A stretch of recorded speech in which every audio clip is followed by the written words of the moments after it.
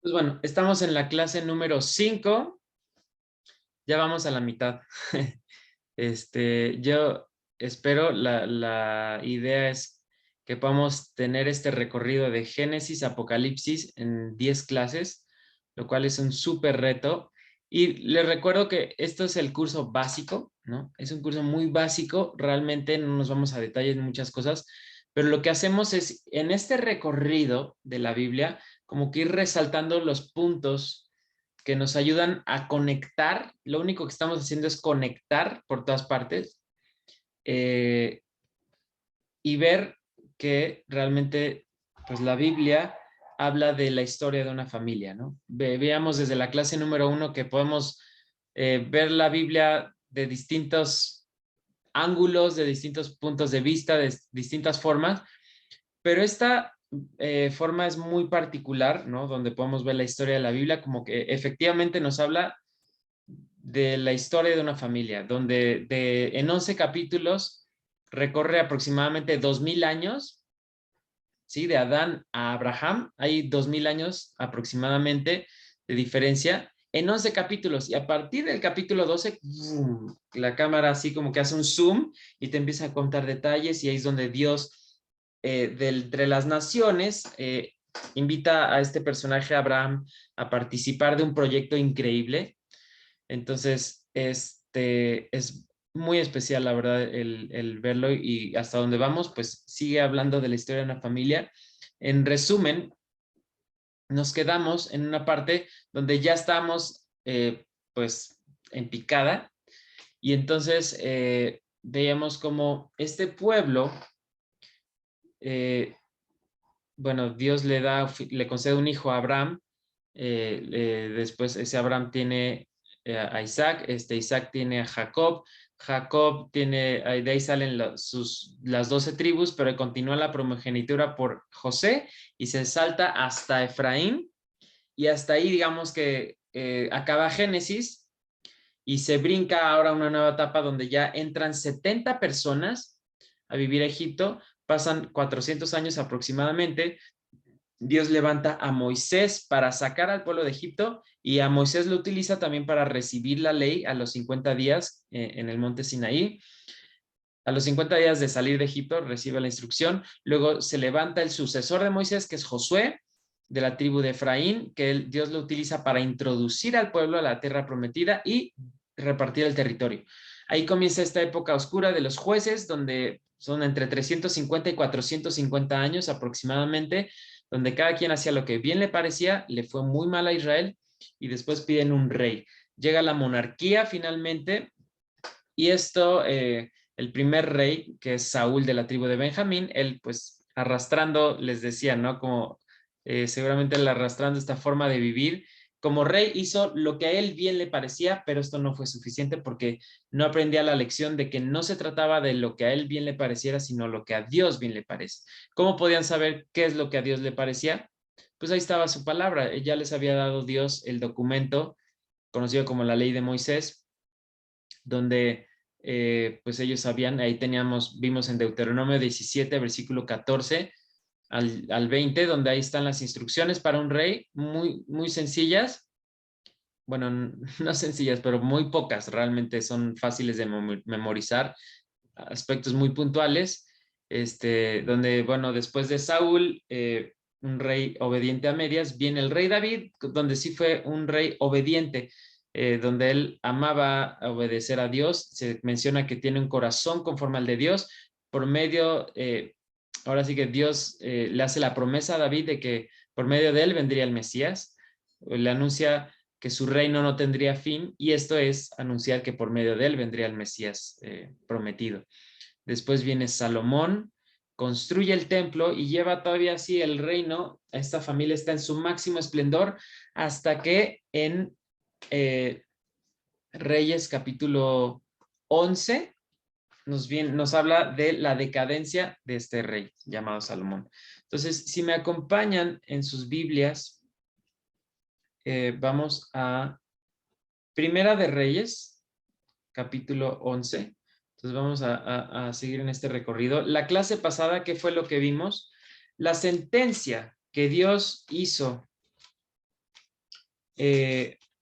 bueno, que Dios anunció a Salomón por haber desobedecido fue el hecho de que se iba a romper el reino. Está Dios anunciando una división. Entonces, esto él mencionaba, ¿no? Que él pudo haber hecho cualquier otra consecuencia, pero particularmente anuncia a Dios que el reino se va a partir, se va a dividir. Esto lo afirma cuando envía al profeta a Jeroboam, que era el siervo de Salomón, pero antes vamos a leer Primera de Reyes, capítulo 11, versículo 11. Este también es a memorizar porque es muy importante.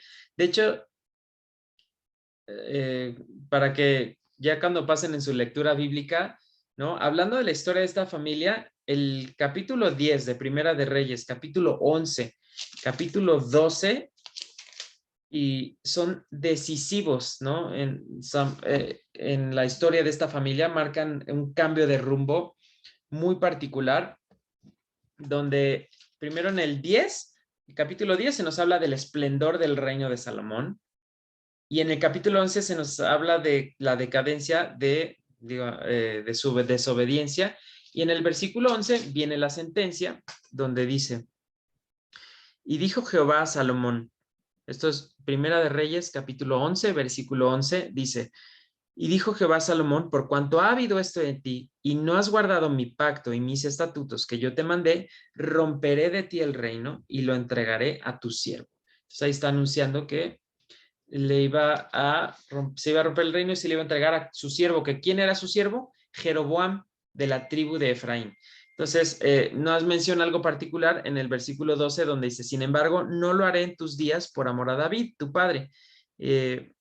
Lo romperé de la mano de tu hijo, pero no romperé todo el reino, sino que daré una tribu a tu hijo por amor a David, mi siervo, y por amor a Jerusalén, la cual yo he elegido. Y aquí hablábamos de que se le entrega la tribu de Benjamín, porque de hecho en el territorio que tenía Benjamín, ahí es donde estaba Jerusalén precisamente, y ahí estaba el templo.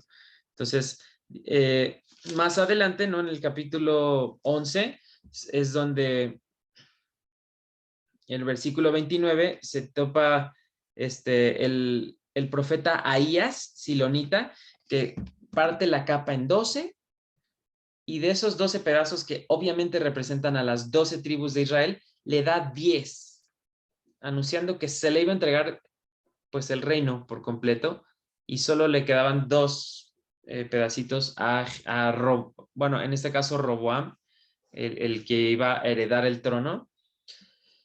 Y en el capítulo 12 vemos cómo sucede toda esta cuestión, donde Roboam, ya fallece Salomón, Roboam sube al trono, comete la imprudencia de desechar el consejo de los ancianos y hacerle caso a los jóvenes, digamos, a los juniors, les decía, y el reino, al escuchar al rey diciendo que les voy a subir los impuestos, dicen, bueno, hasta aquí llegamos, tú gobiernas sobre los tuyos, pero Israel, nosotros ya no vamos a formar parte de tu reino, y ellos toman a Jeroboam y le dicen, miren, tú vas a ser nuestro gallo, tú vas a ser nuestro rey, y ponen a Jeroboam como rey.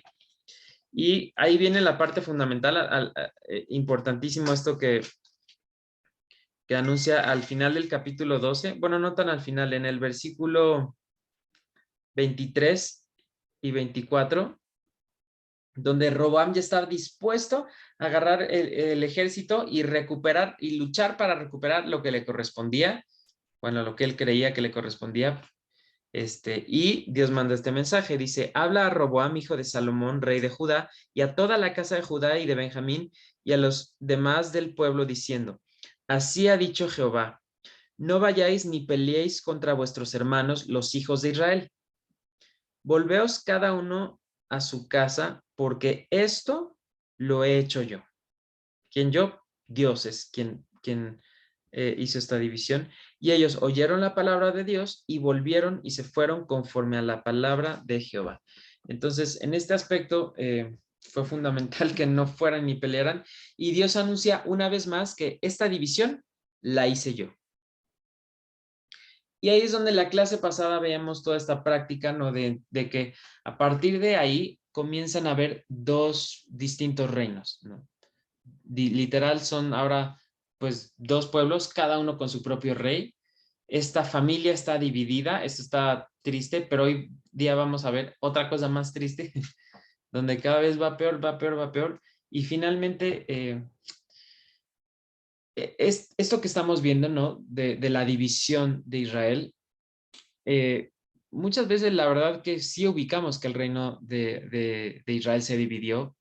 Pues, ubicamos históricamente que en el 930 antes de Cristo aproximadamente es cuando se divide el reino, pero de pronto aquí en nuestra lectura bíblica muchas veces dejamos como de ver muchas cosas que cambian a partir de la división del reino.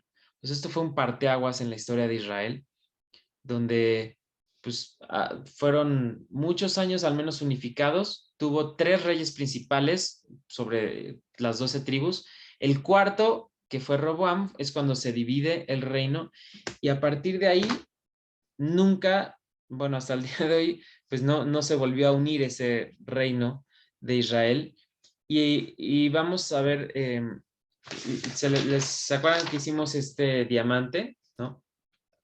Que es muy útil porque les digo que a veces ubicamos la división del reino, pero de pronto seguimos nuestra lectura, por ejemplo, de los profetas y distintas cosas donde al menos a mí me pasaba, ¿no? Siempre lo cuento de mi parte y que este curso me ayudó mucho a ubicar qué pasó con cada uno de estos dos reinos, ¿no? Ubicamos que llegaron distintos imperios, pero quién fue primero y a quién conquistó, y a veces no tenemos muy bien, bueno, esto nos ayuda como para ordenar nuestras ideas y comprender mejor que a partir del 930 antes de Cristo hubo una división y a partir de ahí pues son literal dos distintos reinos con distintos nombres. Entonces, cuando la Biblia ya a partir de la división del reino hace referencia al norte, principalmente se refiere como Israel.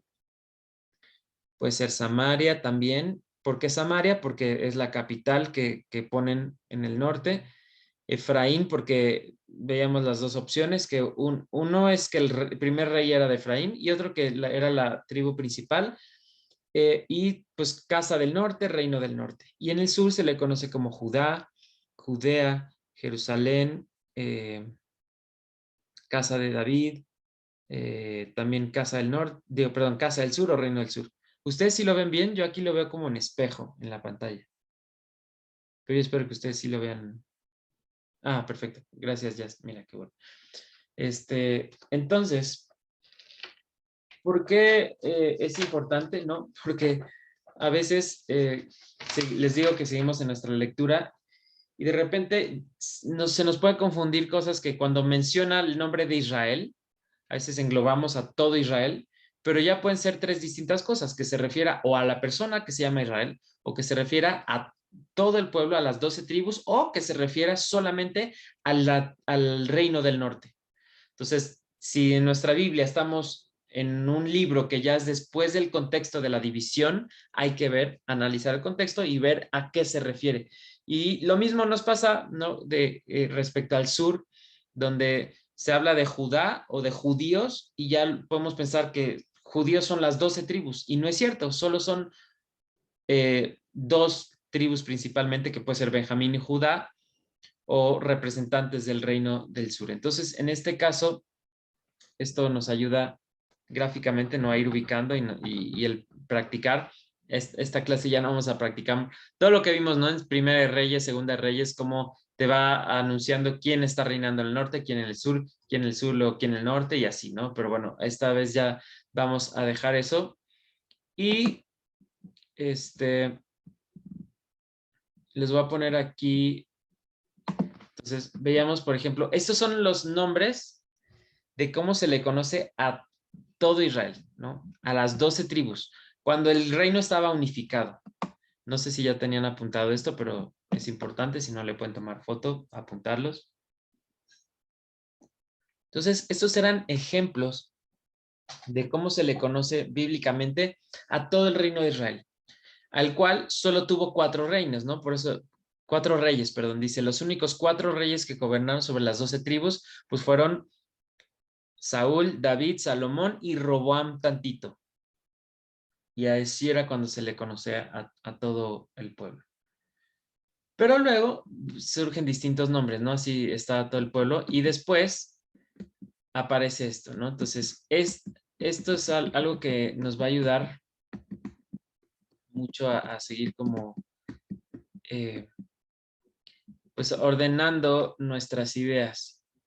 Entonces, les recomiendo que ahora sí, en lugar de hacerlo en una hoja, ¿no? Ahora vamos a pasar a hacer el diamante, pero mucho más grande. Entonces, yo lo hago, por ejemplo, en 2 hojas. Así, en sus cuadernos, ¿no? Generalmente viene una parte y otra parte verticalmente. Bueno, lo que se recomienda es que lo hagan ahora horizontalmente, donde toda una hoja la vamos a utilizar para hacer el triángulo que representa el reino del norte. Y en la hoja de abajo vamos a poner todo un triángulo que va a representar al reino del sur. Digamos un triángulo invertido. Entonces es hacer esto, pero ahora en más grande. ¿Sí? Nos va a quedar. Este es como, sí nos ayuda así como de manera práctica para ubicar esto, pero ahora sí lo vamos a ver más grande. Y lo que vamos a hacer es poner alrededor de esto, pues, información que nos es como útil para ubicar. Entonces, si se fijan, aquí tenemos del lado derecho, fuera del triángulo, estos 4 reyes, que fueron los únicos 4 reyes que gobernaron sobre las 12 tribus. Y esto fue en un periodo de 120 años. Del lado izquierdo acá apareció este cuadrito, ¿no? Que está apareciendo. Aquí nos dice por qué ahora hay 2 reinos. Y es, bueno, porque en Primera de Reyes 11:11 se anunció que Dios iba a dividir el reino por la desobediencia de Salomón. ¿Desobediencia a qué? A los mandamientos que vienen para un rey en Deuteronomio 17:14. Y ahí hay una breve cita, ¿no? A partir de Primera de Reyes capítulo 10 es cuando viene todo esto que se apartó Salomón. Entonces esto lo dejamos fuera del diamante y adentro vamos a ir poniendo esta información. Por ejemplo, aquí aparece Jeroboam. Jeroboam, entonces, es el rey del norte de la tribu de Efraín y él va a ser rey sobre 10 tribus. ¿Cuáles 10 tribus? Aquí está este acróstico que nos aprendimos, que es el grandes mi S. Grandes mis, grandes con Z, grandes, grandes con Z, para, digamos, a partir de aquí sacar los distintos nombres, ¿no? De Gad, Rubén, Aser, Neftalí, Dan, Efraín, Zabulón, Manasés, Isaacar y Simeón. Entonces, vamos a estar haciendo este cuadro más grande y la capital del norte va a ser Samaria. Esto ya lo habíamos visto. Estos son los nombres principales de cómo se le conoce al norte. Israel, Efraín, Samaria, casa o reino del norte. Históricamente era la forma como se le llamaba, ¿no? Efraín, o voy al territorio a la casa del norte, así. Y lo vemos en la Biblia, cómo hace mención a estas cuestiones. Y aquí vamos a ver algo importante acerca de el reino del norte, donde nos quedamos, ¿no? Con que hay distintos reyes, pero ahora me voy a regresar al primer rey a ver qué es lo que sucedió. Y vamos a hablar un poquito el mensaje de los profetas. Y pues si siguen en sus Biblias, en el relato de Primera de Reyes, vamos, después de que Roboam quería regresar a pelear por su reino y que el profeta le dice, Dios dice que no vayas ni pelees contra tus hermanos los israelitas, ellos ya no pelean y vamos a ver ahora el versículo 25, donde eso nos comienza a hablar de que ya, ahora sí, cada quien, Roboam se regresa, se queda reinando sobre el sur y ahora Jeroboam es rey del norte y nos va a decir la escritura qué es lo que pasa en el norte. Donde Jeroboam, la verdad la tenía hecha, ¿no? Dios le había dado así las llaves del reino, ¿no? Ahora tú eres el rey de Israel. Claro, ya no sobre todo Israel, pero, o sea, no sobre las 12 tribus, pero pues el reino de Israel va a ser tuyo. Pero, de hecho, se nos menciona que él, si hubiera sido un rey obediente, su reino no hubiera terminado, pero pues vamos a ver cómo comenzó la cosa y vamos a aprender pues este pasaje que también es fundamental para entender lo que sucedió en el reino del norte. Y dice así, el título en Primera de Reyes 12:25 es El pecado de Jeroboam. Y muchos dicen que Jeroboam fue el peor rey. Ahora vamos a ver por qué. Dice así, versículo 25. Entonces reedificó Jeroboam a Siquem en el monte de Efraín y habitó en ella. Y saliendo de allí, reedificó a Penuel y dijo Jeroboam en su corazón, ahora se volverá el reino a la casa de David. Si este pueblo subiere a ofrecer sacrificios en la casa de Jehová en Jerusalén, porque el corazón de este pueblo se volverá a su señor Roboam, rey de Judá, y me matarán a mí, y se volverán a Roboam, rey de Judá. Entonces, aquí Jeroboam acaba de comenzar su reinado y está teniendo un problema. Le voy a preguntar a Leo, ¿puedes activar tu micrófono?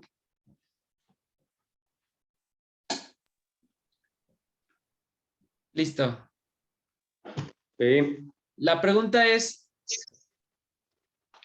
¿por qué Jeroboam está preocupado de que van a ir a Jerusalén?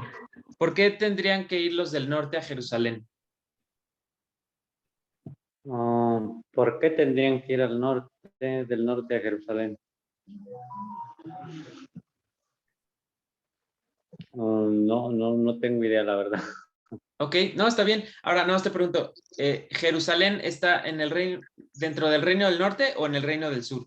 La ciudad. Del sur. Exactamente. Del sur. Entonces, vamos a ver cuál era el problema. Le voy a preguntar a ver si Asenet, puedes activar tu micrófono. ¿Por qué le está Hola. preocupando, por qué le está preocupando a Jeroboam que vayan a Jerusalén? ¿Por qué tendrían que ir a Jerusalén? No sé. Buena pregunta, ¿verdad? Muy bien. Es una buena pregunta, no tengo idea. Muy O bien. sea, por más que piensan. Sí, está bien. Le toca a Andrés Castilleja. Si no contesta Andrés Castilleja, pues voy a dejar la pregunta abierta. Para las fiestas que eran en el templo. Exactamente, esa es la respuesta correcta. Porque hay ciertas fiestas. ¿Te acuerdas cuántas fiestas principales hay así en el pueblo de Israel? 3. 5. 3, 5, ¿quién da No me más? acuerdo bien. Bueno, Yo No, perdí el audio. les voy a dar un tip para que no se les olvide. ¿Cuántos brazos tiene la menorá? ¿Ubican este candelabro?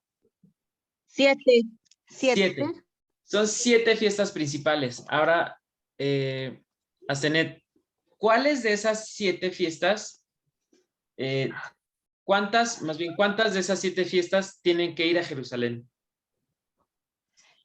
Pues es en la Pascua, en Sukkot y en la de las luces o en Hanukkah. ¿O No. en cuál? No. O sea, son 3.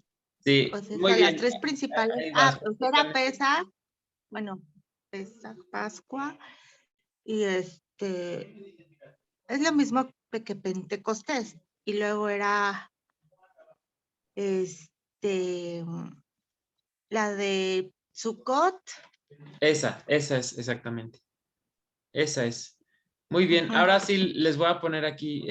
Me pregunta, ay, Asenet, no, ¿qué versículo es? Estamos en Primera de Reyes, capítulo 12, a partir del versículo 25 en adelante. Entonces, ya para que no se les olvide el tip, a mí no se me olvida con que el bracito de la menorá, ¿no? Que tiene 7 brazos, son las 7 fiestas principales, ¿no? Que están conforme a la ley de Moisés. También es muy fácil ubicarlo que el número 7 es un número muy de Dios. Entonces, son 7 fiestas principales. Ahora, de esas 7 fiestas principales para el pueblo de Israel, que por cierto ahí la fiesta de Hanukkah, las luces, no es una de ellas, salió mucho después. Las 3 fiestas que son, dice en la ley de Moisés, que tienen que ir a Jerusalén, que eso es lo que decía la ley, ¿no? De que son 3 fiestas al año que tienen que ir a Jerusalén a adorar, son la fiesta de la Pascua, es la primera, Pascua, o ahorita mencionaste Pesaj y Pascua es lo mismo, es en hebreo y en español. La segunda es la fiesta de Pentecostés, o en hebreo Shavuot. Luego vamos a... Hay un tema en el curso más adelante donde vemos más sobre estas fiestas, muy padre. Y la última sería la fiesta de los tabernáculos, o la fiesta de... se le conoce como Sukkot, o de las cabañas también puede ser. Entonces, estas fiestas...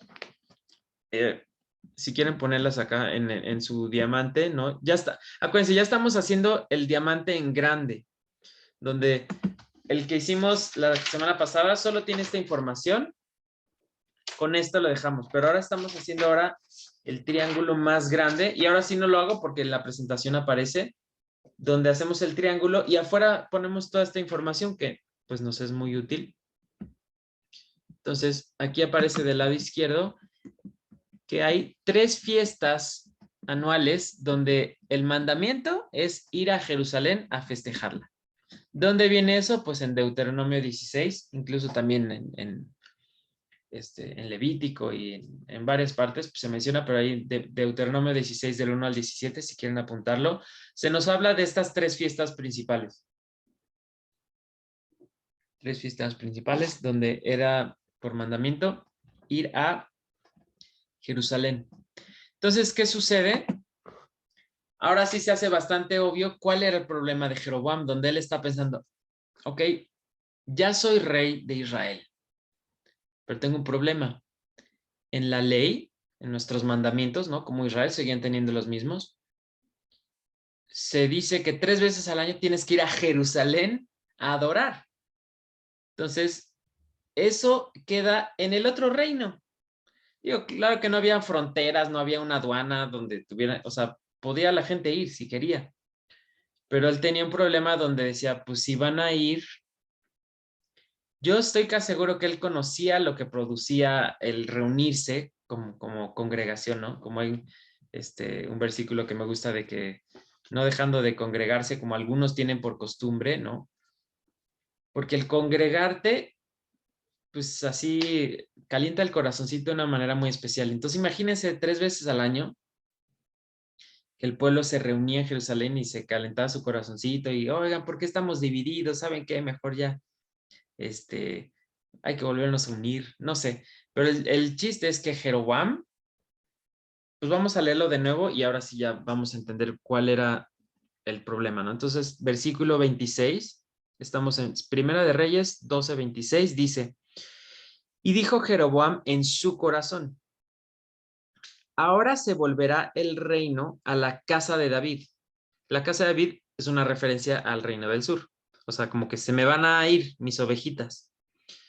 Dice, si este pueblo subiere a ofrecer sacrificios en la casa de Jehová en Jerusalén. Entonces está hablando de que si este pueblo sube a Jerusalén a ofrecer sacrificios, se me van a ir. Ahora, ¿por qué? Un dato curioso es, ¿por qué menciona subir? Si es que más bien van del norte, sería bajar a Jerusalén. Entonces, hay 2 explicaciones que se me hacen muy bonitas, donde siempre, generalmente, cuando hablan de Jerusalén o del monte de Sión, donde está el templo, se habla de subir. Una, porque si van a Jerusalén, está como en un montecito, como en alto, ¿no?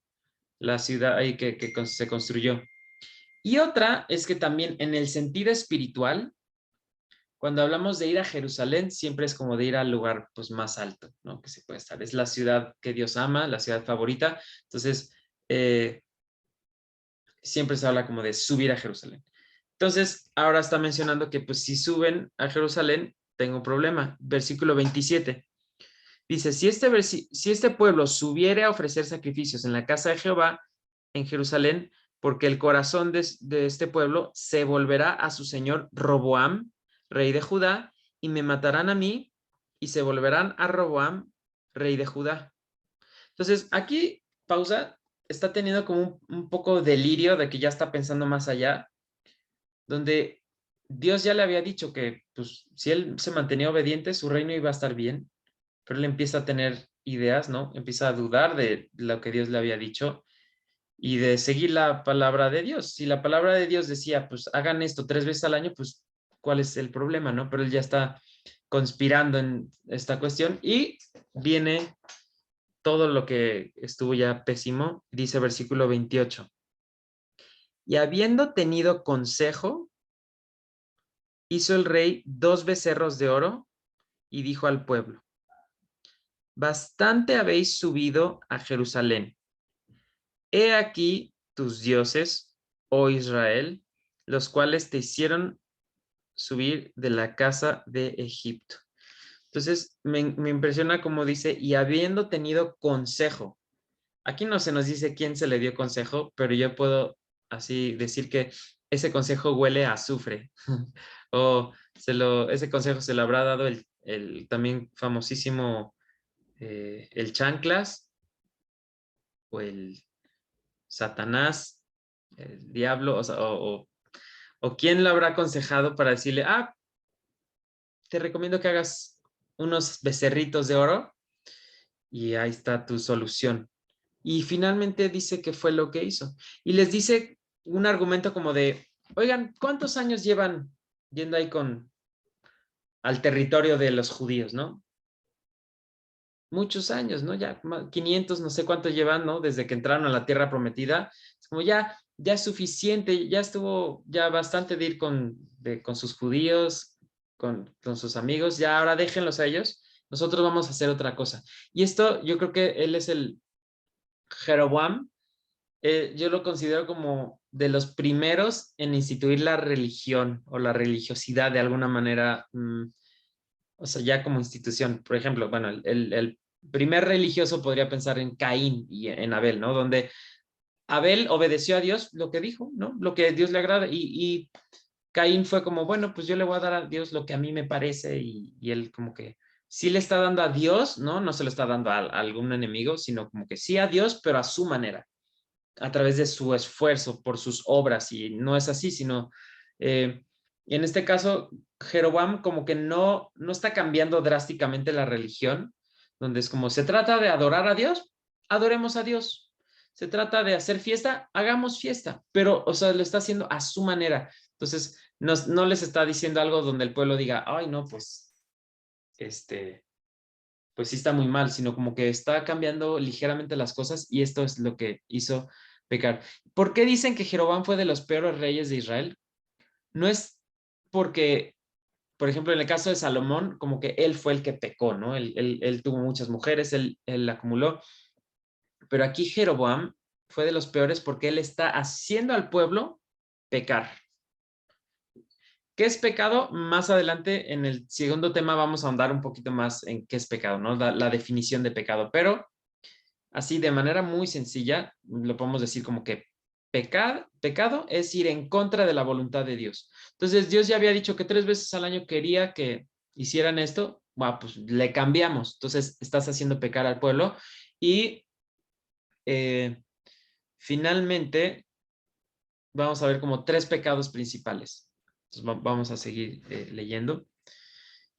Entonces, nuevamente dice, y habiendo tenido consejo, en versículo 28, hizo el rey 2 becerros de oro y dijo al pueblo, bastante habéis subido a Jerusalén. He aquí tus dioses, oh Israel, los cuales te hicieron subir de la tierra de Egipto. Y puso un altar, uno en Betel y otro en Dan. Y esto fue causa de pecado, claro, porque el pueblo iba a adorar delante de uno hasta Dan. Entonces, el pueblo cayó. Ahora yo me imagino el pueblo es como, a ver, pues claramente Dios está contigo porque mandó al profeta, partió la capa, te dio 10 pedazos, Dios te entregó el reino como lo había anunciado. Pues si tú eres nuestro nuevo jefe, pues te vamos a seguir a ti, ¿no? Entonces están siguiendo a alguien que los está como apantallando donde que, miren, Dios me escogió, Dios mandó un profeta pero qué delicado, ¿no? No irnos con la finta, sino de cuando se levanta un líder, ¿no? Buscar primeramente si es lo que Dios dice, ¿no? ¿Cómo iban a saber? Pues ya tenían un documento llamado la Ley de Moisés, donde podían revisar si era la voluntad de Dios o no. Pero ellos pues le hicieron caso a Jeroboam y se fueron a adorar. Versículo 30. Y esto fue causa de pecado porque el pueblo iba a adorar delante de uno hasta Dan. Versículo 31. Hizo también casas sobre los lugares altos e hizo sacerdotes de entre el pueblo que no eran de los hijos de Leví. Esto es otro pecado. Entonces, si quieren ir anotando ahí como los 3 pecados principales. Una, que puso altares, otros altares. Otra es que puso al sacerdocio a personas que no eran de la tribu de Leví, ¿no? Entonces, como, no sé, me imagino ahí los del reino yendo así, oye, pues necesitamos sacerdotes, ¿no le entras? ¿No? Oye, pero yo soy de la tribu de Gad. No importa. Oye, que yo soy de Rubén. Pues no importa. Yo no soy levita, yo soy de Aser. No importa. Los puso al sacerdocio, personas que no eran de la tribu de Leví. Y versículo 32 dice, entonces instituyó Jeroboam fiesta solemne en el mes octavo, a los 15 días del mes, conforme a la fiesta solemne que se celebraba en Judá, y sacrificó sobre un altar. Así hizo en Betel, ofreciendo sacrificios a los becerros que había hecho. Ordenó también en Betel sacerdotes para los lugares altos que él había fabricado. Ahora aquí está mencionando algo que nos debería de brincar. Dice que instituyó una fiesta solemne en el mes octavo a los 15 días conforme a la fiesta solemne que se celebraba en Judá. Ahora, si tú vas a la ley de Moisés, en ninguna parte dice que en el mes octavo a los 15 días se hacía una fiesta. Entonces aquí está como algo curioso, porque si hay una fiesta que se celebra a los 15 días, y esa es la fiesta de los tabernáculos, que tiene que ver con una de estas 3 fiestas de peregrinación, la cual se celebraba el mes séptimo a los 15 días. Entonces él está diciendo como, bueno, pues vamos a cambiarle, no hagamos fiesta ese día, pero nos aventamos la fiesta al mes que sigue. Y o sea, es como nuevamente diciéndole, mire, ya sé que esto decías, yo se los voy a armar aquí, padre, les pongo un altar acá, es más, 2 doble, para quienes les quede más cerca uno, vayan a uno, en Betel, y otro en Dan. Ahorita vamos a ver en el mapa dónde están estos altares que se pusieron, que muchos permanecen hasta el día de hoy, ¿no? Esta región. Si tú vas a Israel, ahí saben perfectamente dónde se ubican estos altares. Y les dice que, pues, al octavo mes van a hacer fiesta, ¿no? Entonces, se trata de hacer fiesta, hagamos fiesta. Pero Dios decía una fecha. Bueno, sí, pero no pasa nada, yo la voy a mover un mes después. Y fíjense cómo termina diciendo el versículo 33. Dice, sacrificó pues sobre el altar que él había hecho en Betel a los 15 días del mes octavo, el mes que él había inventado de su propio corazón. Esta es la clave, ¿de dónde se la sacó? Se la inventó de su propio corazón. Como, dice, e hizo fiesta a los hijos de Israel y subió al altar para quemar incienso. Obviamente después de esto, vean el título que sigue ahí en el capítulo 13, dice, un profeta de Judá amonesta a Jeroboam. Entonces, como, oye, ¿qué estás haciendo, Jeroboam? Entonces, el reino del norte, el primer rey, comienza pésimo. A ver si aparece aquí lo que les digo de... Está más atrás. Acá está.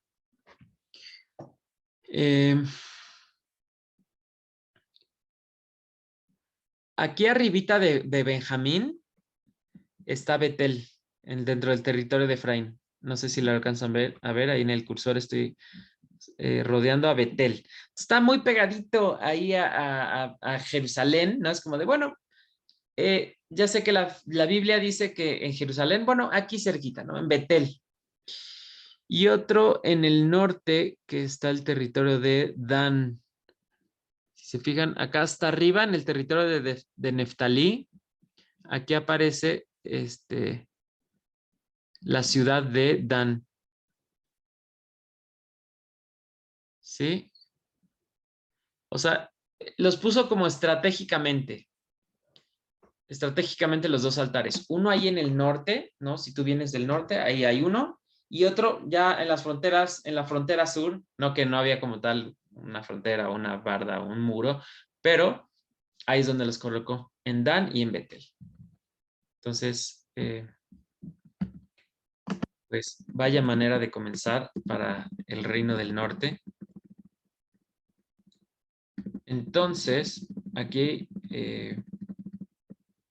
está apareciendo, si quieren, ahí junto al cuadrito de las 3 fiestas, pongan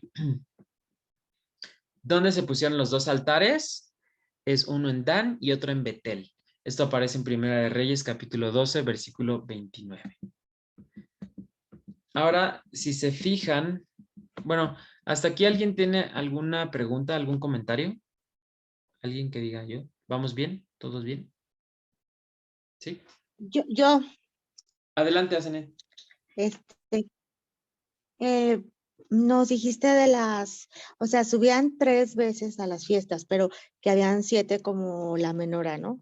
Entonces, ¿cuáles son las otras fiestas para anotarlas? Ok. Pues ahí vienen en la Biblia, pero se las digo. Las fiestas principales, las otras las podían celebrar donde fuera, ¿no? Ahí en su casita. No es necesario ir a Jerusalén. Pero entonces, este tema luego lo vemos más adelante, pero serían la fiesta de la Pascua. Luego viene, Pascua es como la misma fiesta de los panes sin levadura. Todo esto sucede en el mismo día, que es una semana. Entonces, es Pascua y viene como panes sin levadura y la fiesta de las primicias, o la de los primeros frutos. Se le conoce como Bikurim. Entonces está padrísimo porque todas estas fiestas tienen que ver con el Mesías, pero luego lo vemos. Luego aparece la cuarta fiesta, que es ahí a mitad de año más o menos, es la fiesta de Pentecostés o Shavuot. Luego la quinta fiesta sería ya hasta las fiestas de otoño, que son las últimas 3 fiestas, ¿no? Lo estoy simulando aquí una menorá de 7 brazos. Entonces, Pascua, panes sin levadura, primeros frutos, Pentecostés y viene la fiesta de las trompetas.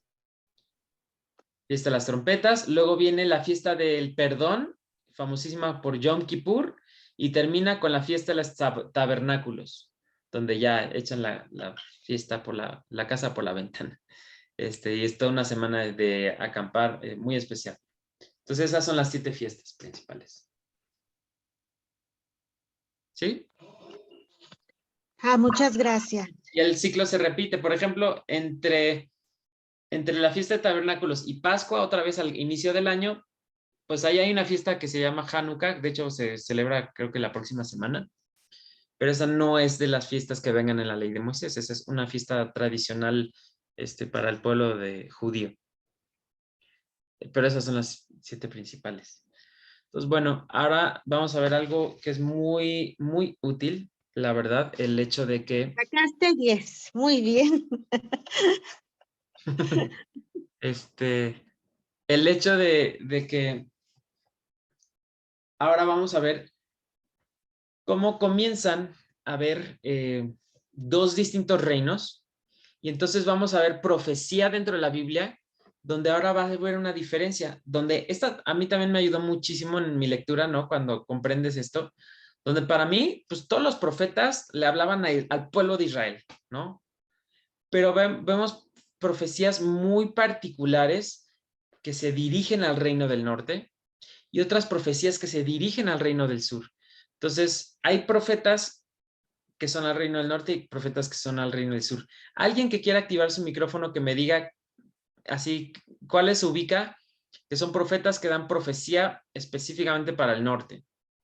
¿Quién quiere activar su micrófono? Que se acuerde de algunos profetas que ubique que son profetas que dieron profecía principalmente al reino del norte.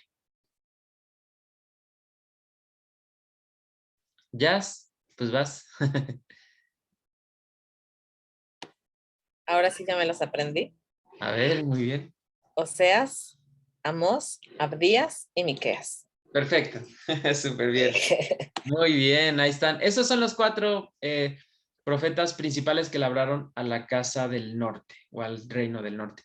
Esto nos va a ayudar mucho y las próximas clases vamos a ir precisamente a varios de esos profetas, pero les voy a explicar un poquito cómo funciona, donde si ustedes de repente podrían pensar así como, oye, pero yo ubico que hay profetas, por ejemplo, Ezequiel, que no mencionó Jazz, y Ezequiel tiene profecía para el reino del norte. Jeremías tiene profecía para el reino del norte clarísima. ¿Por qué no lo mencionamos ahí? Porque es como profecía principalmente que se da.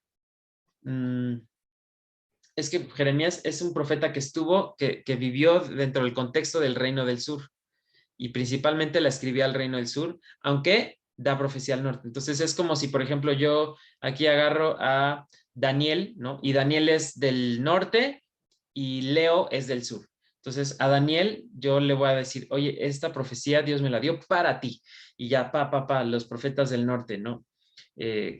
Ahora, si yo voy, por ejemplo, con Leo y soy un profeta que voy a Leo, que es del sur, pues le voy a decir, oye, pues Dios dice esto, esto, esto. Pero también dice de Daniel que va a pasar esto y esto. Entonces sí le está dando profecía del norte al sur.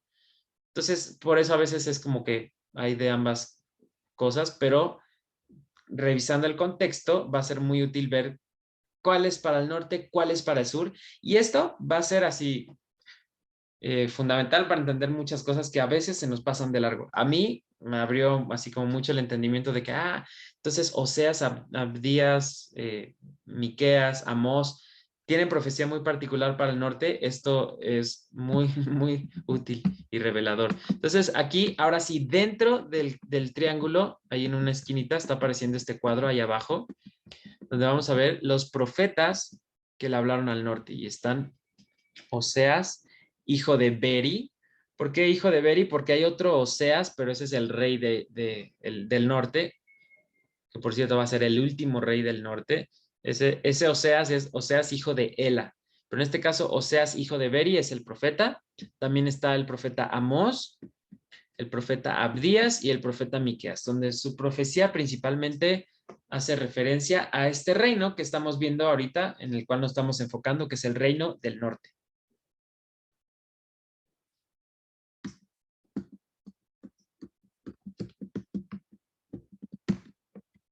Ahora, aquí vamos a aprender algo muy útil y que me gusta mucho, que es ¿cuál era el mensaje principal de los profetas? ¿Por qué Dios envió profetas? Es muy claro en el contexto bíblico, porque se estaban apartando de Dios, estaban haciendo las cosas mal, por eso Dios enviaba profetas, ¿no? Como para decirles, oigan, agarren la onda. Pero hay una palabra muy particular que vamos a analizar el día de hoy. Y ahorita les voy a explicar esta cuestión del diccionario que vamos a utilizar.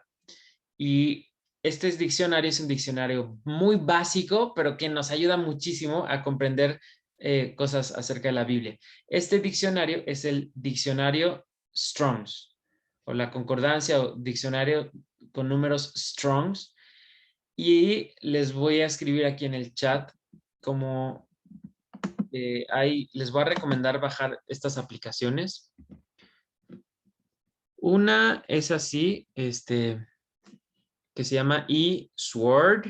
Sword es como de espada en inglés. Ahí está en el chat. Esa es muy recomendable. Lo malo es que me parece que para ciertos dispositivos no es gratuita, tiene un costo. Y la otra es la de My Bible. My Bible también es muy útil porque puedes descargar distintas versiones, pero tiene una parte donde tiene los números strong que puedes descargar y te permite ver esto. El diccionario se los voy a escribir, es el diccionario strong. Entonces, ahí están esas que les recomiendo. Probablemente haya otras Biblias, ¿no? El Blue Letter Bible me parece que es como interlineal y también tiene estas herramientas. Entonces, el chiste es buscar. Yo, por ejemplo, aquí tengo mi aplicación que yo la busco como Bible Strong, así, Bible Strong en el buscador de aplicaciones y me apareció esa, que también tiene cierto costo. Cuando yo la alcancé a descargar, me tocó la suerte que fuera gratuita, por eso ya se quedó así en mi iPad. Pero la van a ver así como este símbolo. Yo así la busqué, Bible Strong, y está este símbolo así en rojito. Y ahí vamos a ver, pues es un diccionario muy básico, pero que nos ayuda como a agarrar mucho del sentido original. Entonces, vamos a analizar una palabra en particular y la palabra del día de hoy es la palabra arrepentimiento, donde el mensaje principal de los profetas era una invitación al pueblo de Israel al arrepentimiento. Ahora, yo voy a sugerir que esta palabra arrepentimiento no es la mejor palabra que digamos que toma el sentido original de lo que en hebreo sería arrepentimiento. A ver si me explico, o sea, en hebreo hay una palabra para arrepentimiento que, pues si alguien habla hebreo, ¿no? O es judío, ubica seguramente esta palabra que es teshuvah. Shuvah o teshuvah, que esa es la palabra que se traduce como arrepentimiento, pero la sugerencia es que esa palabra arrepentimiento no es la mejor traducción o no le hace justicia. ¿Se acuerdan que hablábamos esto, no? De que si yo quiero traducir la palabra chido al inglés, de repente no es tan fácil. Y hay, o sea, pues es un concepto muy particular. Asenet, ¿quieres decir algo? Activaste tu micrófono. Es que según lo que entiendo, Shuba es como volver, ¿no? O como ir al inicio, entonces por eso no es como el arrepentimiento, sino es como volver a la palabra de Dios. Exactamente. No sería arrepentimiento la mejor opción de palabra. Ahora, a ver si alguien me ayuda. Ahí si tienen su celular, a ver quién gana, a buscar en el Google, así Google, pónganle arrepentimiento significado.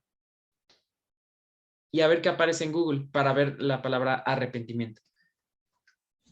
¿Quién dice yo? Yo, Vas, Daniel. ¿Qué dice San Google? es metanoia, ¿no? ¿Eso dice Google? ¿Metanoia? ¿O eso es de tu conocimiento? Bueno, eso es lo que yo sé. Sí, exactamente. Ahorita vamos a analizarlo un poquito más. Muy bien, Daniel. Pero así, de alguien que me diga así, la definición de arrepentimiento en Google, así lo que les aparezca al español, ¿no? Porque ahorita Daniel mencionó una palabra que pues no es en español, ¿no? Metanoia, ¿qué es eso de metanoia? Pero la conocemos porque es la palabra más popular para arrepentimiento. Pero nadie, pues si no, voy a ser yo. Vas Andrés, tú ya tienes la palabra, ¿qué dice arrepentimiento? Google dice sentimiento de la persona que se arrepiente de haber hecho o dejado de hacer alguna cosa. Eso, arrepentimiento tiene que ver como sentimiento de la persona que, ¿cómo? ¿Cómo dice? Se arrepiente de haber hecho o dejado de hacer alguna cosa. Ok. Eso es arrepentimiento, estoy de acuerdo. Voy a ver si... El francés, arrepentir, del latín tardío, ser penitente. O sea, que sufre. exacto, ser Cambiar. penitente que sufre. A ver si... Aquí estoy, otro de la Real, está en la RAE. Tengo un amigo español que siempre dice, tío, está en la RAE. O sea, como ese es el significado. Entonces, dice aquí de arrepentimiento, dice, sentir pesar por haber hecho o haber dejado de hacer algo. A ver si se alcanza a ver. Arrepentimiento dice, sentir pesar por haber hecho o dejar de hacer algo. Ok, eso es arrepentimiento, creo que lo entendemos bien. Pero ahora voy si buscamos el pensamiento bíblico, ¿no? De lo que es arrepentimiento, vamos a tratar de irnos a lo más apegado al original. Entonces, les voy a explicar, por ejemplo, en el diccionario Strong que vamos a utilizar, aparecen dos opciones de significados. A ver, y van a aparecer dos palabras. Puede ser que aparezca la palabra H o la palabra G. Cuando aparece la palabra H en el diccionario es que viene del hebreo. Y cuando aparece la palabra G es que viene ¿de qué idioma será? Del griego. Porque esas son las dos principales idiomas que se utilizaron, al menos las traducciones que tenemos en nuestras Biblias, es el Antiguo Testamento, todo viene de traducciones en hebreo principalmente, y el Nuevo Testamento viene del griego principalmente. Entonces, que es todo un tema, porque también hay buenos argumentos para pensar que no todo fue originalmente en griego, pero bueno, en esta cuestión, si nosotros buscamos en este diccionario, en esta aplicación, en esta herramienta que les estoy diciendo del diccionario Strong, si buscamos alguna palabra del Nuevo Testamento, pues nos va a dar la letra G, porque va a venir del griego. Y lo que vamos a hacer es procurar ir más bien a los números que aparezcan con la H, que vendría del hebreo. ¿Por qué?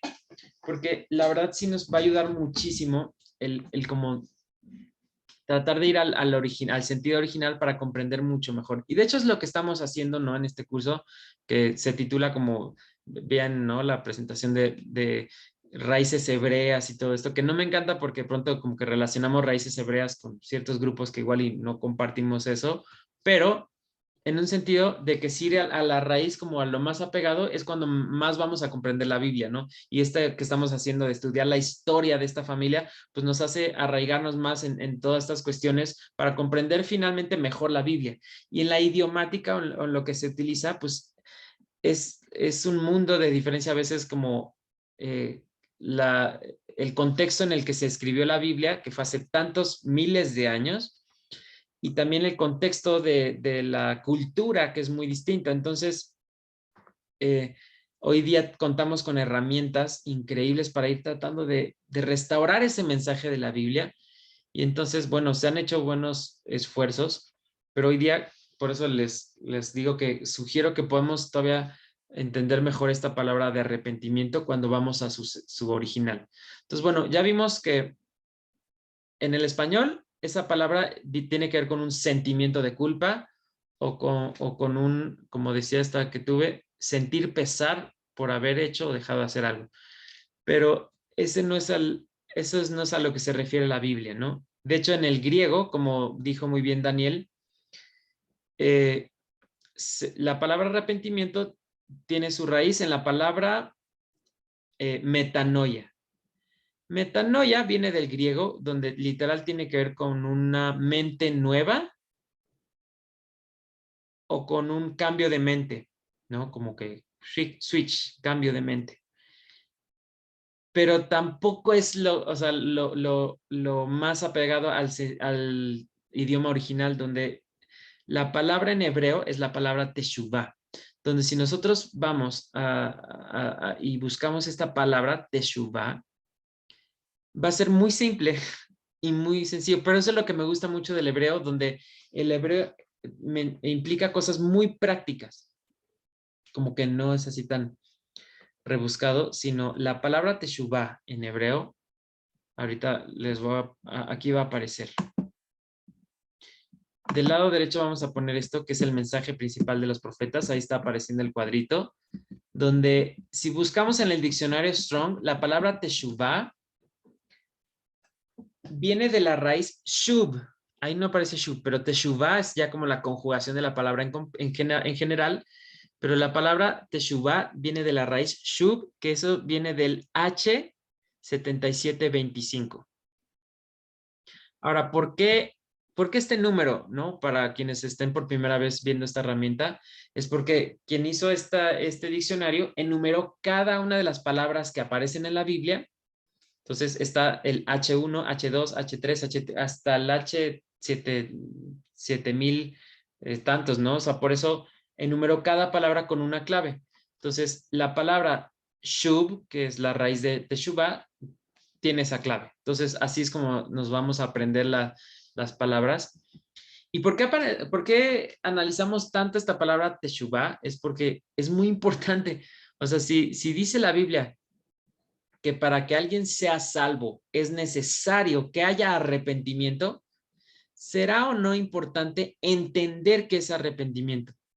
Yo lo considero pues fundamental, por eso es como hasta nos vamos a memorizar el número Strong con tal de tener así bien esto. Entonces, arrepentimiento en el hebreo teshuvah, el diccionario nos va a decir, no nos diría arrepentimiento, sino el sentido de teshuvah tiene que ver con retornar, volver al original, puede ser regresar también, no aparece aquí regresar, pero puede ser regresar, o dar vuelta en U. Y ahí vamos a ver un ejemplo de cómo es utilizado esta palabra. En Segunda de Reyes 17:13. No lo lean ahorita lo vamos a leer juntos, pero si quieren anotar la cita. Entonces, ¿qué es esto de teshuvah y por qué teshuvah tiene que ver con regresar, con retornar, con dar vuelta en U? Y les digo que me gusta mucho del hebreo que es un sentido muy práctico, como si, por ejemplo, si utilizamos la palabra arrepentimiento, ¿no? Y alguien, les voy a poner el ejemplo, siempre lo menciono, que de repente, si alguien, por ejemplo, que un marido golpea a su esposa, ¿no? Y de repente él se siente mal o siente culpa, le entra este sentimiento de culpa, eso es, o como decía aquí el de la RAE, este sentir o pesar de haber hecho algo, puede ser que él esté arrepentido, ¿no? Y le diga así de, perdóname, ¿sabes qué? No debía haberlo hecho, ¿no? Entra este arrepentimiento, este sentimiento de culpa, pero pasan los días y al rato vuelve a golpear a su esposa, ¿no? Entonces, pues no es o sea, sí puede ser arrepentimiento en sentido en español de que sí se está sintiendo mal, sí está verdaderamente teniendo este sentimiento de culpa, que es el arrepentimiento, pero no hay un cambio en su vida. Y esto también, o sea, lo he visto mucho en personas que de repente van a una predicación y de repente los ves llorando, ¿no? O están escuchando una alabanza y los ves llorando y dices, ya se quebrantó, ya se arrepintió y de repente salen y siguen viviendo sus vidas equivocadas, donde dices, no entiendo qué pasó, ¿no? Y hablas con ellos y es como, no, es que sí me sentí mal, es que soy un pecador. Entonces dices, no, pues ya con eso, ¿no? Y hubo lágrimas, pero ese es un arrepentimiento que no es el bíblico. ¿Por qué? Porque sí está teniendo como este remordimiento, este sentimiento de culpa, este pesar que tiene que ver con arrepentimiento, pero eso no es un teshuvah, porque no hay un cambio de vida, ¿no? Entonces, si utilizáramos el sentido griego que es metanoia, sí está, o sea, un poco mejor, ¿no? Donde ya tu mente ya cambia, ¿no? De que no debo golpear a mi esposa, ¿no? Yo ya lo entendí, ya tengo este switch, este cambio de mente. Pero en el hebreo es literal como, si vas por un camino, ¿no? Donde tú golpeas a tu esposa, de repente pasa tiempo, la vuelves a golpear. Y si hay un verdadero teshuvah, un verdadero arrepentimiento, sería un cambio en un. Y ese camino de golpear ya va a quedar atrás. Si tú vives en la mentira constantemente y hay un verdadero teshuvá, ese es ya cambias de camino y ya queda, eso queda atrás. Ya no vas por ese camino. Eso es un regresar. Y le digo que en griego pues está un poquito más adecuado, ¿no? El metanoia, cambio de mente, pero en hebreo literal es muy práctico, o sea, como donde vas por acá, regrésate, cambia. Pero ahora el sentido es como, ok, teshuvah quiere decir regresa, da vuelta en U, pero regresa a qué, retorna a qué. Entonces, vamos a leer este versículo donde se hace muy claro y evidente cuál es la petición de Dios a través de los profetas hacia este pueblo. Entonces, vamos aquí a la cita que apareció, que es Segunda de Reyes, capítulo 17, versículo 13.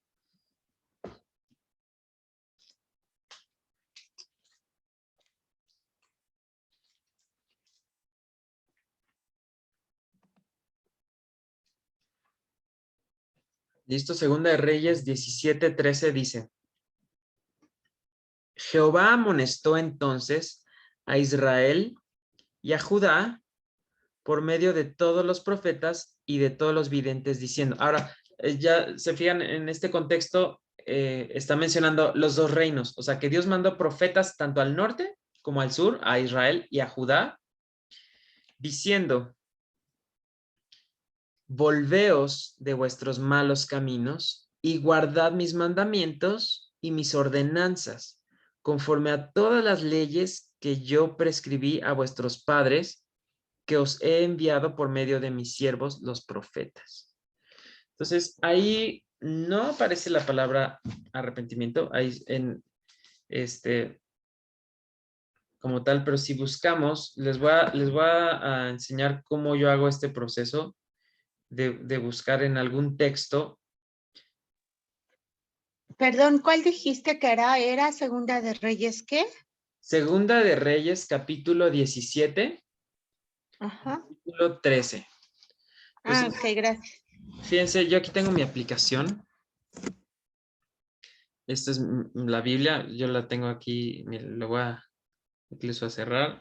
Aquí, esta es otra, ¿no? Que aparece. Entonces, aparece el texto. Entonces, yo voy a buscar aquí, en la Biblia me parece, libros del Antiguo Testamento y del Nuevo Testamento. Entonces, yo voy a buscar en Segunda de Reyes. Aquí está, me dice, ¿qué capítulo? Es el capítulo 17. ¿Qué versículo? El versículo 13.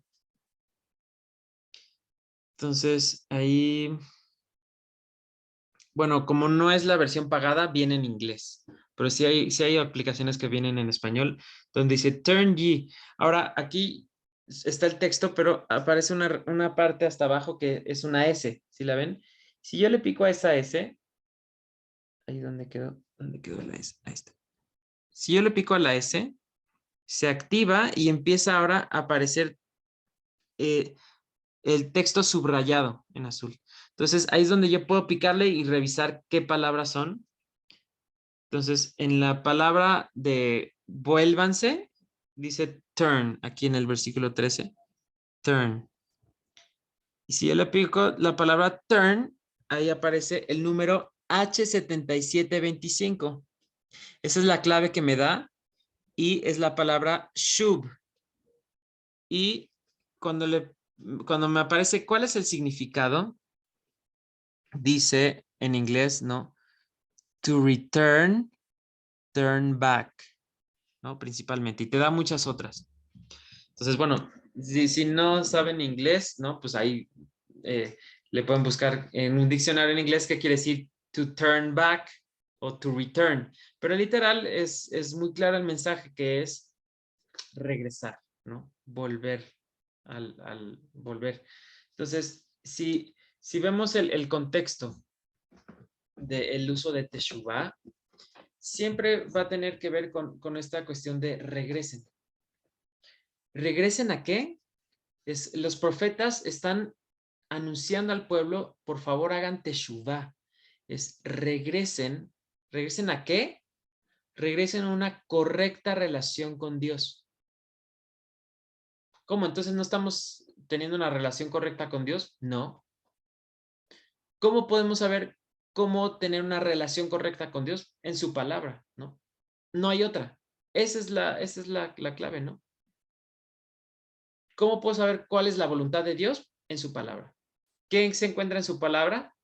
Su voluntad. Entonces, es muy simple. El hecho de hacer teshuvá es regresen a una... Me gusta pensar, o sea, me gusta como formularlo así, ¿no? Da una correcta relación con Dios. ¿Cómo se tiene una correcta relación con Dios? Obedeciendo su palabra. Entonces, ahora vamos a ver que este era el mensaje de los profetas. Ah, por cierto, les voy a enseñar otro caminito que a veces en la aplicación también lo pueden tener. Donde, ok, aquí me aparece. Y aquí también hay una lupa hasta arriba donde yo le pico y ahí me aparece. Puedo buscar palabras en la Biblia y en este caso le voy a poner en el diccionario y le voy a poner aquí, me aparece números strong. Yo le voy a picar y en el buscador le voy a poner aquí números y le voy a poner, le tengo que poner, es importante ponerle G o H y en este caso es H7725, ¿no? Y me dice, esta palabra aparece 1108 veces en la escritura. Está muy padre esto para ubicar, ¿no? ¿Cuántas veces aparece esta palabra? Entonces, aquí me dicen qué libros aparece, cuántas veces. Por ejemplo, Deuteronomio. En Deuteronomio aparecen 40 veces. Bueno, le voy a preguntar, ¿en qué citas? Y ya me dice, mira, aparecen esta, y te lo subrayo en amarillo. Todos tienen que ver con turn, return.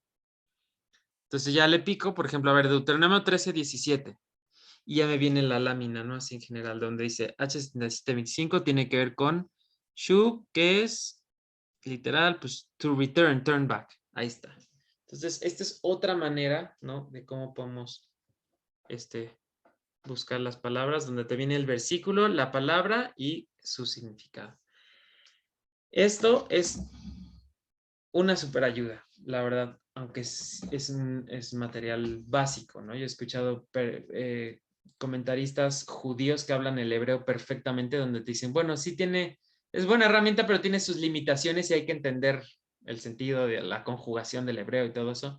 Pero yo digo, wow, pues al menos tengo como, o sea, algo para analizar, ¿no? Entonces, aquí por eso anotamos esto, que es la palabra teshuvá, que tiene que ver con regresar, retornar, dar vuelta en U, ¿no? Volver al original.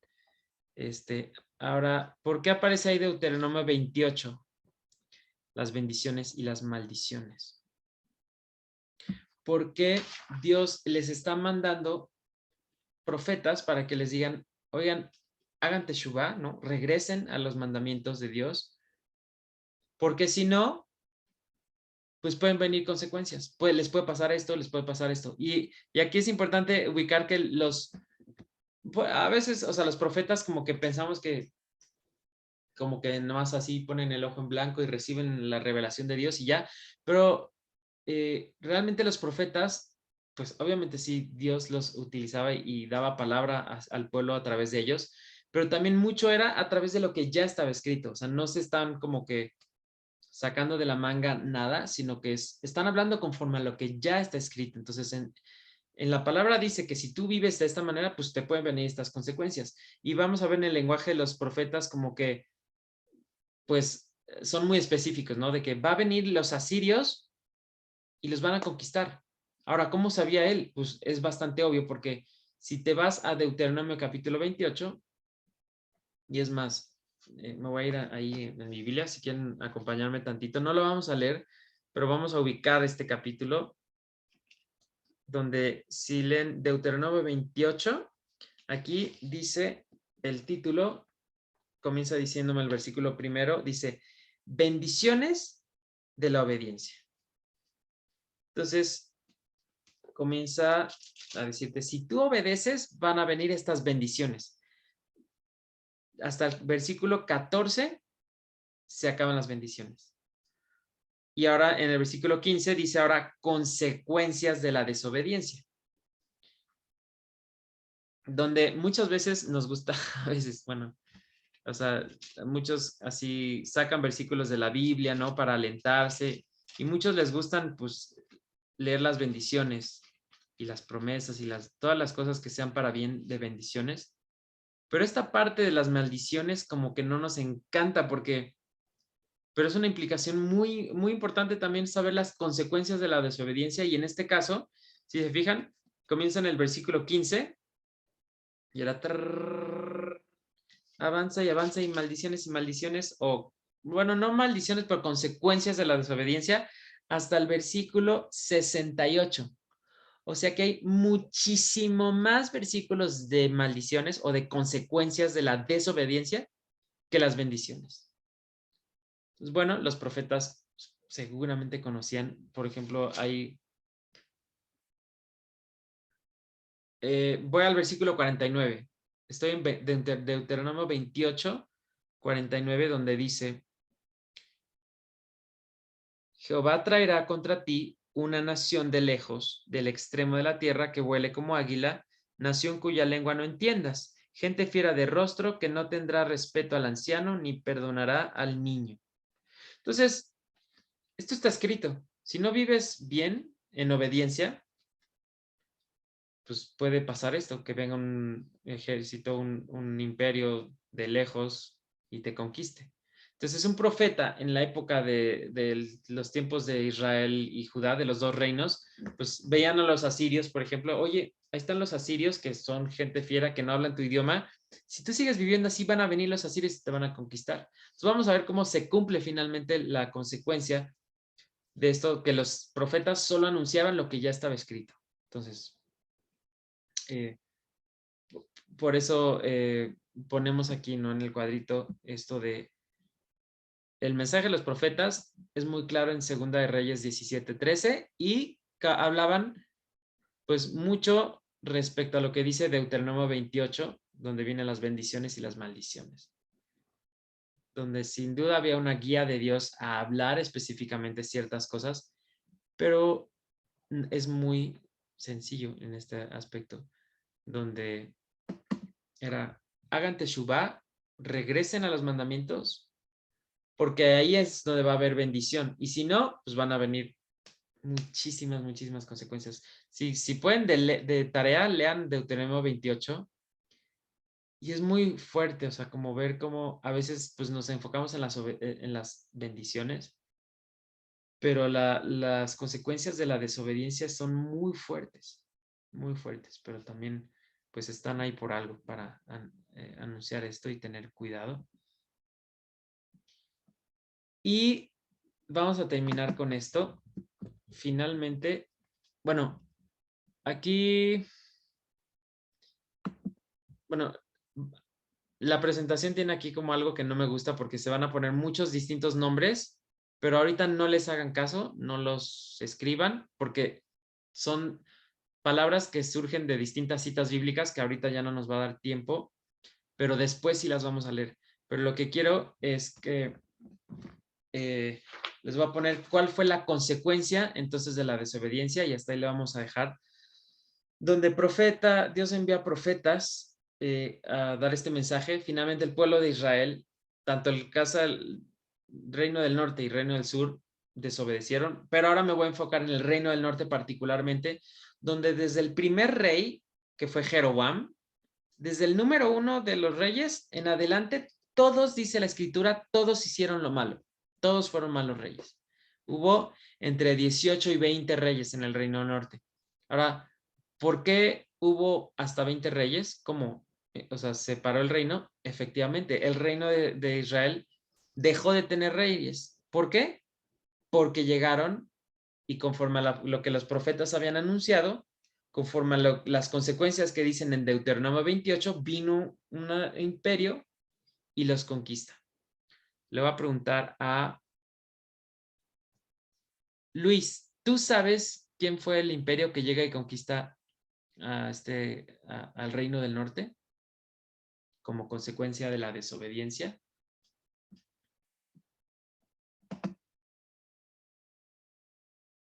Luis Becerra, ¿andas por ahí?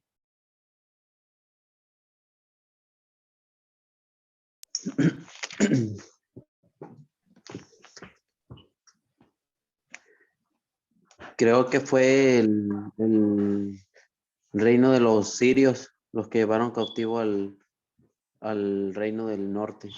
Perfecto, muy buena respuesta. ¿Sabes en qué año aproximadamente? No estoy seguro porque leí la época de los reyes hace unos 3, 4 meses y no estoy específicamente enterado de las... Muy bien, de- no te preocupes, pero a partir de lo que estamos viendo, les va a ser muy útil ubicar más o menos, porque esto en la Biblia no dice, ¿no? La Biblia no dice, y en el 930 se dividió el reino, ¿no? Antes de Cristo. ¿En qué año? Porque como son relatos de antes de que llegara Cristo, pues cómo iban a saber cuántos años faltaban para que viniera el Cristo. Entonces no hay manera de describirlo, pero históricamente se conoce que, aquí les voy a poner la presentación. Aquí van a aparecer estos nombres que no los pelen ahorita, no los anoten, no les hagan caso, sino que, bueno, esto sí, se fijan del lado derecho está apareciendo ahí un profeta muy particular que no le habló ni al norte ni al sur, y ese fue Jonás. Entonces, ese profeta que sí tiene un libro en la Biblia, lo vamos a dejar afuera del triángulo, porque este profeta fue y le habló a Nínive, que por cierto tiene que ver con el imperio que vamos a ver que ahora viene y conquista al norte, que son los asirios precisamente. Entonces, aquí está apareciendo el lado izquierdo el cuadrito donde dice que en el 722 antes de Cristo, el reino del norte son conquistados por los asirios. ¿Dónde viene eso? En Segunda de Reyes, capítulo 17. Entonces, fíjense, ¿quién me escribe en el chat? A ver quién gana. ¿Cuántos años pasó de la división del reino hasta que llegaron los asirios a conquistar al norte? ¿Cuántos años pasaron aproximadamente?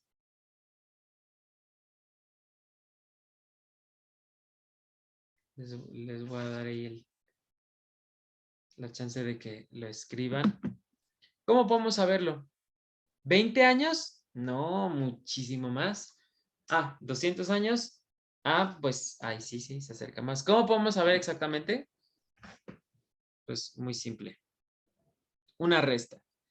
Si el reino se divide en el 930 antes de Cristo, del 930 al 722, pues solo hacemos una resta.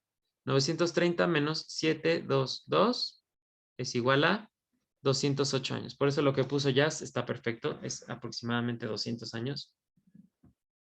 Entonces imagínense, 208 años, donde desde el primer rey empezaron mal, poniendo altares, mal. Entonces, esto es como una muestra de fidelidad, bueno, de misericordia de Dios, donde a veces dicen, es que el Dios del Antiguo Testamento como que muy duro y todo, y Dios así de, ¿en serio? Yo les mandaba profetas así, por favor, oigan, les va a pasar esto. 208 años. Es más o menos lo que lleva México siendo un país, ¿no? Desde la independencia. Entonces, es mucho tiempo donde no hubo quien hiciera, ¿no? Que rectificara, no hubo un rey que dijera, ¿sabes qué? Vamos a quitar estos altares que no le agradan a Dios. No hubo ni uno. Hasta la fecha creo que por ahí están. Bueno, entonces Dios esperó mucho tiempo hasta que vino la consecuencia. ¿Y cuál fue la consecuencia? Que llegan los asirios y conquistan al reino del norte. Pero ¿qué es lo que sucedió? Les voy a contar. Esto es algo, así está una parte terrible en la Biblia donde estamos, o sea, en esta parte, las 10 tribus del norte son conquistadas y son llevadas por los asirios. Y a partir de este momento, se van a perder estas 10 tribus. Por eso se le conoce históricamente como, pues a partir del 722 a.C., se conoce como que están estas 10 tribus perdidas de Israel, ¿no? Las 10 tribus perdidas de Israel. O las 10 tribus perdidas de la casa de Israel. O a nivel así como profético, ¿no? En lenguaje bíblico se le conoce como las 10 perdón, a las 10 tribus del norte se le conoce como las ovejas perdidas de la casa de Israel, ¿no? Porque si Israel se le conocía como el rebaño, las ovejas, pues a partir de aquí son las ovejas perdidas de la casa de Israel. Entonces, ¿cómo? O sea, me estás diciendo que aquí ya Israel se pierde, ¿no? 10 tribus, o sea, es muchísimo, pero eso es lo que dice la Biblia, eso fue la consecuencia, donde llegan los asirios y los conquistan y se los llevan y los pierden o los esparcen y se pierde el reino del norte por completo. Por eso aparecía aquí en el cuadrito que les puse, que dice, a partir de esta fecha se les conoce como las ovejas perdidas de la casa de Israel. Esto a nivel así como, pues así de los profetas, ¿no? Como las ovejas perdidas, pero así históricamente se le conoce como que ahí fue donde se perdieron las 10 tribus del reino de Israel. Entonces, pues está muy fuerte porque ya la clase pasada habíamos visto que se divide el reino, ahora son 2 reinos divididos, donde entre el norte y el sur hay división, están como en rivalidad. El norte, desde el rey número 1, se empiezan así a apartar de los mandamientos, empiezan mal. Dios envía profetas, no hacen caso y finalmente llegan los asirios, conquistan y se pierden. Entonces, en la historia de esta familia, solo quedan 2 tribus o un solo reino, que es el reino de Judá. Entonces, está triste la situación en esta familia. Les decía que cada vez va peor. Y la próxima clase vamos a ver que todavía sigue peor la cosa. Donde aquí hay algo interesante a notar, ¿no? Donde si llegan los asirios en el 722 y conquistan 10 tribus del norte, no es como que hubiera una frontera ahí como para que dijeran, bueno, hasta aquí llegamos, ¿no? Solo queríamos 10 tribus. No, obviamente van a querer conquistar las 2 tribus del sur. Si ya tienen 10, pues vamos por todo. Pero si llegan a conquistar todo y hacen lo mismo que hicieron con los del norte y los pierden, pues adiós, historia de una familia. Y hasta aquí diríamos, bueno, pues fue lindo estudiar con ustedes, 5 clases. Hasta aquí llegó la historia de esta familia. La conquistaron, se perdió y pues ya no sabemos nada hasta el día de hoy. Pero esto no fue así. Ahora, ¿cómo fue que el reino del sur permaneció? No se pierdan la próxima clase, que es muy padre como un rey se humilla y Dios contesta y pues el sur permanece. Si no, no tendríamos Mesías, no tendríamos esperanza. Pero bueno, o sea, está muy fuerte la situación en este momento de esta familia. Entonces, bueno, ahí le vamos a dejar. Les dejo la lámina, creo que sí, ya es lo último. Luego vemos los nombres que... Ah, ahí está apareciendo fuera del triangulito esta palabra que dice desterrados, porque esto fue lo que sucedió. Y aquí está, dice que hubo entre 18 y 20 reyes en el norte. Entonces, eso es lo que... Aquí está la lista de los reyes del norte, si quieren tomarle una foto, screenshot, captura de pantalla. El último rey fue Oseas, hijo de Ela, ¿no? Desde Jeroboam. ¿Y cómo está puesta esta gráfica? La verdad está muy útil. Como vienen del 1 a 20 reyes. A veces cuentan entre 18 y 20 reyes porque si se fijan, ahí dice cuántos años reinó y hubo como el 5.º rey que fue Simri, que reinó solo 7 días. Hubo Zacarías que reinó solo 6 meses, un mes, Selum. Entonces, algunos no cuentan a todos así como reyes, o sea, solo cierto tiempo. Pero en total sí menciona la escritura como 20 reyes en el norte. Oseas fue el último, quiere decir que ya se los llevaron, ¿no? Entonces dice la escritura que algunos se los llevaron así, los asirios se los llevaron así con ganchos en la boca como pescados, literal, dice la escritura así como peces, con ganchos en el paladar y se los llevaron y los perdieron. Y esa era una estrategia de los asirios, como conquistar y llevárselos y perderlos, ¿no? Entonces, bueno, no sé si hasta aquí le dejamos. Voy a ponerle pausa Pero también si alguien tiene alguna pregunta o un comentario, pues ahí aquí nos quedamos.